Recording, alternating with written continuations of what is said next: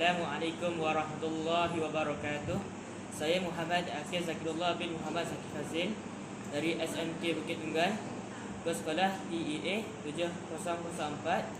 Pada hari ini saya ingin berbicara tentang buku yang telah saya baca, iaitu Era Digital AI, Pembelajaran Atas Talian, karya Leman Sani. Buku ini menceritakan tentang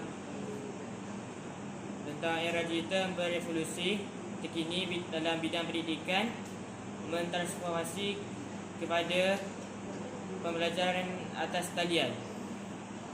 Pada 2013 hingga 2025, Pendidikan Malaysia PPM meningkatkan taraf pendidikan supaya mencapai standard antarabangsa.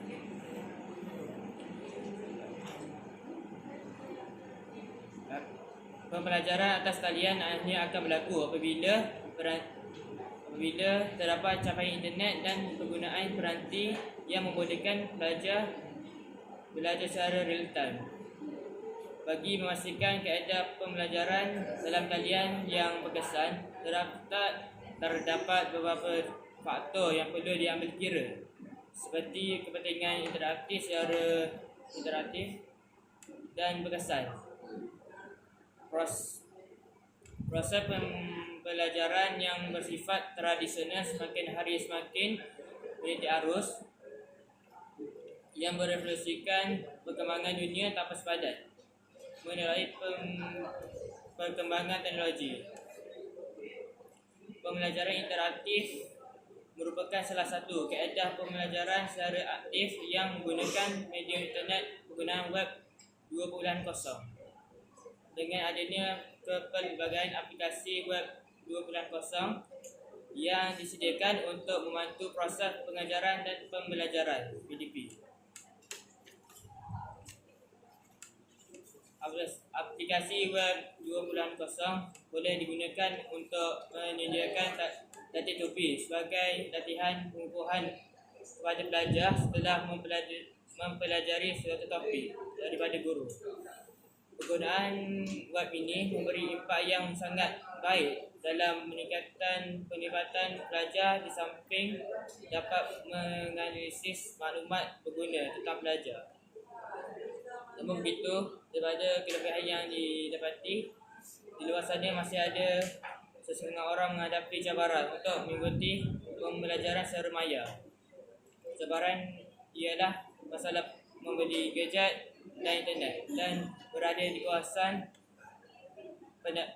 yang jaringan internet yang kurang, seperti contohnya kawasan pedalaman. Pendidikan dalam talian banyak menimbulkan masalah dalam kalangan sebahagian keluarga yang kurang kemampuan, seperti kesukaran dan terpaksa berkongsi gadget dan laptop serta beberapa masalah lain. Jika masalah ini berlaku, penyampaian guru kepada pelajar akan terjejas dan proses penerimaan murid juga akan terjejas.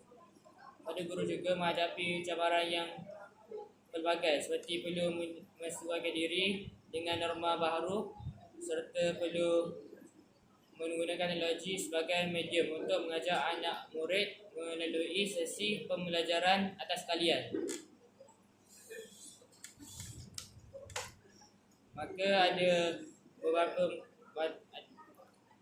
beberapa solusi yang mungkin akan membantu pelajar dan guru, iaitu memilih platform yang sesuai, mengelakkan berlakunya lag dan screen freeze, dan beberapa perlu memainkan peranan, iaitu memantau anak-anak untuk memastikan anak-anak sentiasa fokus dalam pembelajaran.